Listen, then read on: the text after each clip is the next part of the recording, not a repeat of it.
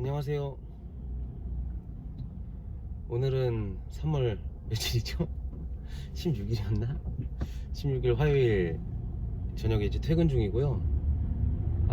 본의 아니게 분명히 1일 1식하고 다이어트 중이었는데 공교롭게도 저번 주 목요일부터 계속 술을 먹어서 어제는 회식으로 거의 정점을 찍었고 오늘 너무 힘들었어요. 물론 일은 열심히 했지만 지금 급하게 퇴근하고 있고 너무 컨디션이 안 좋습니다. 근데 영상을 찍는 이유는 좋은 소식들이 있는 것 같아서 한번 좀 짚고 넘어가면 좋을 것 같아서 좀 퇴근간에 좀 영상을 켰고요. 좀 횡설수설 하더라도 이해 부탁드립니다. 지금도 무슨 저를 존칭을 하는 이런 말도 안 되는 언어. 오늘 뭐 장중에도 괜찮았고, 요거 저는 이제 출력해서 보고 있는데, 좀 하이투자증권에서 애널리스트 한 분이 두산인프라코어랑 그리고 현대건설기계에 대해서 좀 심층적으로 좀 리포트를 쓰셨는데, 진짜 오랜만에 좀 가뭄의 단비처럼 뭔가 현재를 굉장히 잘 반영해준 나름대로 좋은 어떤 애널리스트 리포트가 나와가지고 좀 오랜만에 정독을 했고, 관련해가지고 제가 좀 궁금한 부분에 대해서도 여기 애널리스트 분이랑 통화를 했는데, 애널리스트 분이 또 되게 친절하게 잘 응대해 주시더라고요. 그래서 뭐 통화가 길진 않았지만은 오랜만에 두산인프라코어 주주로서 좋은 어떤 애널리스트를 작성해 주신 것들에 대해서도 감사하다는 좀 말씀을 드렸습니다. 혹시라도 이거 보고서 안 보신 분들은 두산인프라코어 주주분들이시라면 꼭 보셨으면 좋겠는 게, 자료가 진짜 좋아요. 자료가 진짜 좋고, 지금 잠깐 빨간불이니까 여기에서 이제 애널리스트 분께서 어차피 이제 현대기아처럼 이제 두산인프라코어랑 현대건설기계가 현대중공업 지주 안에 같은 팀이 되는 거잖아요. 한국건설기계는 시너지 뿜뿜이라는 제목인데, 한국건설기계 되게 뭔가 마음에 들어요. 한국건설기계 이제 두산인프라코어랑 이제 현대건설기계가 합쳐지면서 어떻게 보면 우리나라 MS 굴지 1위의 기업이 됐고, 세계적으로도 몸집을 키워서 세계 이제 거의 5위, 6위권으로 저는 알고 있는데, 좀 어찌 보면 한국건설기계, 뭐 아직 두산인프라코어가 이제 현대인프라코어가 될지 아니면 두산이라는 어떤 브랜드 네임을 계속 가져갈지는 정확히 모르겠지만은, 저는 이 애널리스트님이 제시해주신 한국건설기계 되게 이름 이쁜 것 같아요. 여기에서 이제 언급되는 부분이 되게 여러 가지가 있는데 정말로 좋은 얘기가 많습니다. 어찌됐건 간에 두 개의 회사가 같은 업종을 공유하고 있고, 그럼에도 이제 기존엔 경쟁 관계였다가 이제 협력 관계가 되면서 당장은 아니더라도 시너지 효과가 분명히 나올 거라 생각을 하거든요. 근데 그 부분에 대해서 저도 이제 업종을 잘 모르니까 건설기계 쪽에 대해서 제가 아무리 찾아봐도 전문 지식이 좀 많이 부족한데, 이 애널리스트 분께서 정리를 되게 잘 해주셔가지고 이렇구나 라고 하면서 많이 이해를 했는데, 결론적으로 이 애널리스트 분께서는 지금은 현대건설기계를 사고, 이제 두산인프라코어는 이제 매각에 대한 어떤 인적 분할에 대한 어떤 이슈가 나오는 그때 시점이 이제 투자 적기라고 이제 얘기를 해주셨는데, 뭐 아시다시피 저희는 뭐 그런 거 없잖아요. 이미 들어가 있고, 이미 현대건설기계는 정말 많이 이제 어떻게 보면 무상향 됐죠. 그래서 지금 들어가는 건 사실 좀 아닌 것 같고, 뭐 그럼에도 불구하고 현대건설기계도 지금 시총 너무 싸죠. 지금 시총 너무 싸고 아마 무상향 할 건데, 그럼에도 불구하고 우리는 두산인프라코어로 갔으면 좋겠다라는 말씀 드리면서, 애널리스트님의 어떤 분석을 하나하나 다 말씀드리는 건 좀 어려운 것 같고, 또 이분이 또 가공하신 어떤 거니까 이왕이면 환경 컨센서스나 이런 거 검색해서 또 쉽게 열람하실 수 있으니까 꼭 한번 보셨으면 좋겠고, 결론만 말씀드리면은 두산인프라코어에 대해서 아마도 원자재 이슈, 그리고 규모의 경제 이슈 등등 다양한 분야에 있어서 시너지 효과가 많이 나올 거라고 이제 이 애널리스트님은 예측하고 계십니다. 건설기계가 원자재 어떤 비용이 한 70% 정도 된다고 하더라고요. 그 부분에 있어서 현대건설기계 같은 경우에도 현재는 건설기계의 심장인 엔진을 이제 외부에서 수입을 해서 쓰고 있는데, 그거를 이제 당장은 아니지만은 이제 2, 3년 뒤에 점진적으로 두산인프라코어의 어떤 엔진으로 대체하면서 두산인프라코어의 엔진 부분이 어떻게 보면 점진적으로 우상향할 수 있는 어떤 매출 캐파가 나온다고 생각을 했고, 좀 이게 보면서 설명해 드리고 싶은데, 결론적으로 이 애널리스트님께서는 그 현재 두산인프라코어의 어떤 PER이 굉장히 저평가돼 있고, 지금 글로벌 이제 뭐 캐터필러나 뭐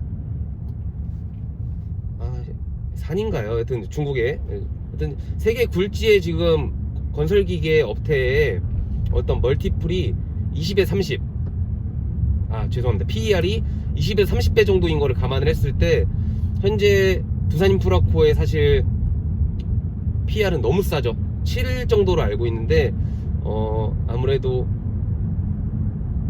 두산인프라코어가 현재는 세계 건설 기계 시장에서 아직까지는 그렇게 큰 역할을 하지 못하고 있지만은, 현대건설기계와 이제 어떻게 보면 시너지를 내면서 MS가 많이 올라가면은 뭐 1위 자리는 아니라고 하더라도 지금보다는 훨씬 더 가치가 상향될 거라 생각하고, 결론적으로는 주식이 많이 저평가돼 있고 매수 적기라고 이제 얘기를 하고 있습니다.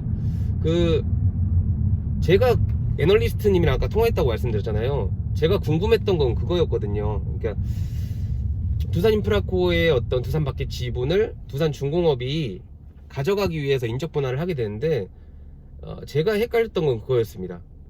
이제 두산인프라코어를 예를 들어서 제가 주식이 10,000개가 있고, 예를 들어 인적 분할 비율이 3대 7입니다.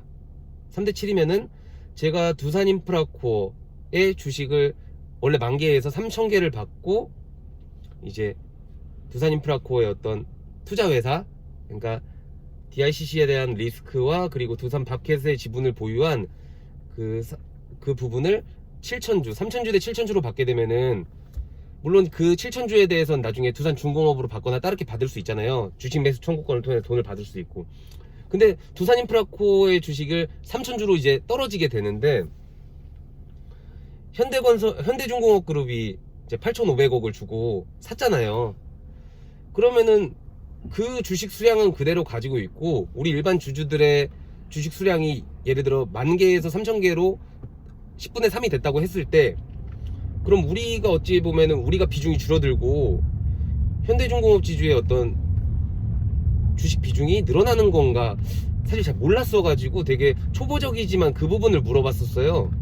근데 이제 애널리스트님께서 설명해 주시는 거는, 우리가 예를 들어서 10분의 3의 수량으로 두산인프라코어의 주식 수가 줄어들게 됐을 때, 뭐 현대중공업 지주는 두산 바켓의 지분을 제외한 두산인프라코어의 어떤 그 부분만 어떻게 보면은 8,500원어치를 산 거잖아요. 그러면 그 수량도 10분의 3의 비중으로 수량이 줄어든다고 하더라고요. 그러니까 결론적으로 제가 보유하고 있는 주식 수량이 줄어들더라도 비중에 대해서는 어떻게 보면 변동이 없다. 그렇기 때문에 이제 인적분할을 하게 되면 주주명부 폐쇄를 하고 뭐 거래 정지가 됐다가 이제 예를 들어 인적분할이 종료되는 시점에 다시 재상장돼서 기업가치를 받게 될 건데, 예를 들어서 제가 10,000주를 갖고 있다가 3,000주가 된다고 하더라도 전혀 손해가 아니신 게, 그만큼 주식 수량이 줄어들기 때문에 그거에 대해서는 아마 재평가된 가격으로 받게 될 거고, 플러스 알파로 해가지고 이제 두산중공업에 주식을 받을 수 있게 되는 거죠. 주식 매수 청구권을 하게 되면은 돈을 받게 되고. 그리고 이 애널리스트님께서 두산중공업에 대해서도 짤막하게 설명을 해주셨는데, 어찌됐건 두산중공업이 작년에 풍력이나 여러가지 이제 친환경적인 어떤 에너지의 이슈로 인해서 거진 17,000원까지 굉장히 많이 시세를 받다가, 최근에는 아시겠지만 굉장히 많이 떨어졌어요. 그러니까 지금 그 두산중공업의 그 주식 가치가 약간 거품이 빠진 어느 정도 좀, 그 두산중공업 주주들은께는 죄송하지만은 그러니까 여튼 가격이 많이 다시 떨어졌는데, 이게 저희한테는 어떻게 보면 두산인프라코 조주들의 입장으로만 봤을 땐 좋은 게, 그만큼 두산 바켓과의 어떤 비율 산정에 있어서 우리가 유리한 고지를 점할 수도 있고, 그리고 만약에 두산중공업을 그냥 주식으로 받았을 때, 속된 말로 좀 가지고 있어도 만약에 두산중공업이 떨어지더라도 그 떨어지는 진폭이 크진 않을 거고 오르게 되면 좀 많이 오를 가능성이 있는 거죠. 두산중공업도 아마 현재는 지금 화력과 원자력에 너무 집중된 포트폴리오 때문에 현재로서는 돈을 많이 못 벌고 굉장히 힘든 상황이지만은 아마 이번 자구안을 성공적으로 마무리되고 두산인프라코어도 매각이 잘 되고 두산바켓이라는 새로운 캐시카우를 잘 운영할 수 있게 다시 어느 정도 조정이 되면은 아마 지금보다 기업 가치는 훨씬 더 올라갈 거라고 추측을 합니다. 그래서 뭐 두산이 정말 싫어서 주식 매수 청구권 해가지고 그냥 돈 받으시겠다는 분들 저는 정말 공감하지만 저는 일단 두산중공업 주식 가져가 보려고 합니다. 그러니까 제가 이번에 애널리스트님이랑 통화를 해가지고 제가 깨닫게 된 거는 정말 말 그대로 보너스구나. 그러니까 두산중공업 주식을 받아서 내 두산인프라코어의 어떤 주주 가치가 희석되는 게 아니라 주식 받게 되는 주식이 줄어들게 되는 만큼 나머지 주식들도 전체로 줄어들기 때문에 어차피 지금 두산인프라코어가 시총이 2억이 안 되고 2조가 안 되거든요. 1조 8천억인가 1조 7천억인가 아마 그럴 텐데 아까 말씀드렸듯이 PER이 7이라고 했잖아요. 그러니까 세계적인 뭐 캐터필러처럼 20, 30의 PER을 받지 못하더라도 15의 PER만 받더라도 지금 주가는 정말 싼 거라는 말을 이제 애널리스트님이 하시는데 결론적으로 그거에 대해서는 평가를 받으면서 인적 분할이 이루어졌을 때 두산중공업 주식은 보너스라고 생각하셔도 무방할 것 같습니다. 그렇게 해가지고 저는 오늘도 역시나 좀 그동안 좀 몰랐던 것들에 대해서 좀 알 수 있는 시간이었고 사실 저 개인적으로는 좀 인적분할 공부를 너무 하고 싶었고 계속 자료를 찾아보고 있는데 생각보다 인적분할 자료가 많이 없더라고요. 그래서 끽해봤자 그 HSD 예전에 그 했던 그 인적분할 사례만 계속 보고 이제 하고 있는데 그 부분도 물어봤어요. 애널리스트님한테. 그 두산그룹의 두산 지주가 보유하고 있는 그 지게차 부분을 두산바켓에 실천억에 매각을 하는 게 이제 공시가 떴었는데 7월 5일인가 하여튼 대금 지급일이 아마 그때일 거예요. 애널리스트님한테 그것도 물어봤었어요. 7월 5일에 지금 대금 지급을 한다고 가정했을 때 그전에는 인적 분할이 끝나야 두산이 원하는 그렇게 팔아서 7천억을 얻게 되는 그것에 대해서 어찌됐건 자기네들이 쓰고 싶으니까 그렇게 한 거잖아요. 뭐 두산 바켓에 가치를 올리는 거든 무엇이든 어찌됐건 지금 우리 두산인프라코 주주들과 나눠 먹기는 싫을 거 아니에요. 계산들 입장에 봤을 때는. 그럼 인적 분할이 그 전에 끝나야 되지 않냐고 물어봤더니 이제 그분이 두산 관계자는 아니지만은 저희보다는 훨씬 애널리스트니까 분석을 많이 하셨을 거잖아요. 그분은 2분기 안에 4, 5, 6월 2분기 안에는 인적 분할이 마무리되는 걸로 이야기를 해주시더라고요. 물론 그분이 뭐 우리가 뭐 그거에 대해서 이렇게 당신이 이렇게 얘기했는데 왜 그렇게 하냐 이렇게 말할 수 있는 건 아니지만은 우리보다 훨씬 전문가가 이렇게 언급을 했다는 거는 우리 모두가 인적 분할이 그 정도에 끝났다는 건 알고 있지만 그거는 우리들만의 생각이었던 거잖아요. 왜냐면 두산인프라코가 아직까지는 그것에 대해서 전혀 공시를 안 내고 있으니까 추측만 할 뿐인데 여튼 애널리스트님께서도 2분기 안에는 인적 분할이 마무리되는 걸로 이야기를 하셔서 그것도 역시나 기분이 좋았습니다. 역시나 기분이 좋았고 지금 사실 종목 토론방에 가장 핫한 거는 우리 주주님들 주주총회 안 가시더라도 어떻게 보면은 예탁결제원에서 이제 되게 편하게 주주총회 안건 투표하실 수 있잖아요. 저도 당연히 반대를 다 했고 저는 안타깝게도 포트폴리오 조정을 올해 초에 했기 때문에 7,700주밖에 제가 행사를 못 하더라고요. 지금은 35,000주 정도 있는데 물론 이제 임시주총 이제 인적분할에 대한 임시주총 때는 제가 35,000주를 다 활용할 수 있지만은 어찌됐건 그 7,700주도 다 저는 반대를 했고 이거 이렇게 얘기하면 법적으로 문제가 되나요? 몰라요. 여튼 뭐 제 거니까 그렇게 하고 저는 주주총회도 갈 겁니다. 주주총회 갈 거고 그 회사에서 회사 연차를 쓰고 목요일날 인천에 한번 가보려고 해요. 그래서 좀 자가차를 가져가고 싶어서 주식 담당 IR이랑 통화를 하려고 했는데 전화를 진짜 계속 안 받아요. 진짜 제가 그래서 정말 답답해서 인포메이션 여직원 분한테 좀 메신저 좀 남겨달라고 했는데 답장 없어요. 제가 제 차를 가져가서 유료 주차를 하던 아니면 지하철을 타고 가던 어떻게든 가가지고 제가 IR 담당자랑 그리고 거기 지금 대표이사님이랑 얼굴 다 볼 겁니다. 물론 제가 가서 뭐 주총구지로 깽판치진 않을 거지만은 정말 보고 싶어요.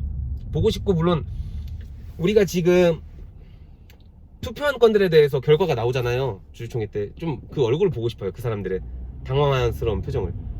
뭐 안건이 가결될 수도 있고 부결될 수도 있지만은 그동안 너무 진짜 주주 가치에 있어서 너무 관심이 없었던 건 사실이잖아요. 진짜 그 부분에 대해서 본인들이 좀 이제 조심해야 될 것 같아요. 그러니까 이제 주인은 바뀌었고 현대중공업 지주로 바뀌었고, 현대중공업 지주는 적어도 이렇게 주주 가치를 그렇게 고려하지 않는 정말 나쁜 회사는 아니라는 걸 알고 있지만, 배당을 주던 아니면은 두산인프라코에서 벌게 된 돈들을 재투자를 해가지고 기업의 가치를 올리던 그런 역할들을 안 했었잖아요. 사실 두산인프라코가 두산중공업의 어떻게 보면은 그 콩쥐 아니었나요? 콩쥐? 너무 전 두산인프라코 임직원도 아닌데 화가 나요. 진짜 화가 나. 저도 회사원이니까 그 임직원들 얼마나 힘들었을까요? 회사는 잘해가지고 돈을 잘 버는데 회사에서 성과급이나 이런 거 잘 모르겠지만은 아마 잘 주지 않았을 것 같거든요. 다 빼가느라 나쁜 놈들 진짜. 여튼 요즘 저번 주 금요일부터 해가지고 굉장히 좋은 흐름들을 보이고 있고, 조만간에 뭔가가 나올 것 같은 느낌이 드는데, 여튼 저는 예측하지 않습니다. 예측하지 않고 그냥 기다릴 뿐입니다. 왜냐면 저는 차트도 볼 줄 모르고 거래량도 볼 줄 모르고 뭐 기업 분석도 잘 못하는 멍청한 사람이니까 그냥 사놓고 기다릴 뿐입니다. 그게 제 유일한 힘입니다. 개인들한테 유일한 장점은 전 시간이라고 생각하거든요. 뭐 어떤 분이 댓글로 저번 두산인프라코 영상에 뭐 차트 보니까 당분간 하락은 불가피하다고요? 그분 아니 많이 그렇게 하락 예측하세요. 그분이 도대체 무슨 종목 사셔서 얼마나 돈 버셨는지 모르겠는데, 그분의 예측과 무관하게 지금 좋은데 참 그분 안 부끄러우실라나? 지우지 마세요. 진짜 지우지 마세요. 부탁드립니다. 저 비추 달아주셔도 되고 이번 영상에도 댓글 달아주셔도 되는데 제발 지우지만 마세요. 네, 부탁드릴게요 진짜. 여튼 웃고 떠들다 보니까 벌써 집에 왔네요. 일단 영상은 여기서 끝내고, 아마 이건 종목 토론방에 제가 내용을 정리해서 올리면서 그 밑에 아마 링크를 달 건데, 뭐 보시는 분들 서로 힘내시라고 뭐 영상 올리는 거니까 너무 나쁘게 생각 안 하셨으면 좋겠어요. 여튼 조만간 웃을 날이 있을 것 같습니다. 네, 영상 끝내겠습니다.